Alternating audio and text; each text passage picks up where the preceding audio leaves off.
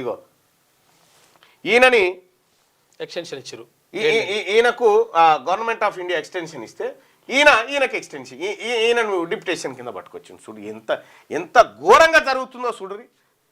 సమాచార శాఖ భర్తీ చేస్తే ఆర్టీఐ కమిషన్ ఒక్క బీసీ లేడు, ఒక్క బీసీ.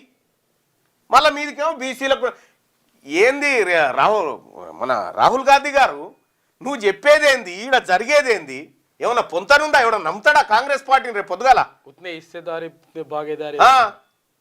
జిస్కి జిత్ని ఇస్సేదారి ఉస్కి ఉత్ని భాగేదారి అని చెప్పి మీరు చెప్తా ఉంటారు కదా.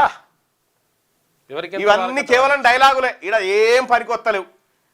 ఎవరికెంతో వాళ్ళకంత వాటా అంటే మా బీసీ అధికారులు ఇంకా నయమయ్యా. మొత్తం బీసీ అధికారులు ఇటీవల కాలంలో ఎంతమంది ఏసీబీకి ట్రాప్ అవుతా ఉన్నారు. వాళ్ళే ఆ దొరవార్ల ఆ రెడ్ల గారి రాజ్యంలో బలయ్యేది బీసీ ఎస్సీ ఎస్టీలే, ఇంకెవడు బలిగాడు, వీళ్ళే బలి అవుతారు.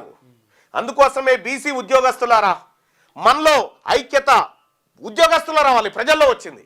ఇలా ప్రజలంతా బీసీలుగా ఒక్కటైతా ఉన్నారు.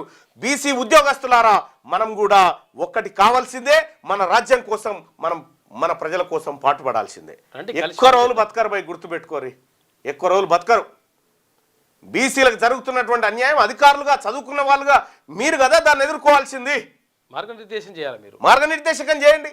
అందుకోసమే బీసీలకు రాజకీయ పార్టీ వస్తే తప్ప బతుకులు మారాయి, బీసీలకు రాజ్యాధికారం వస్తే తప్ప బతుకులు మారదన్న ఉద్దేశంతో రాజకీయ పార్టీని తీసుకొస్తా ఉన్నాము.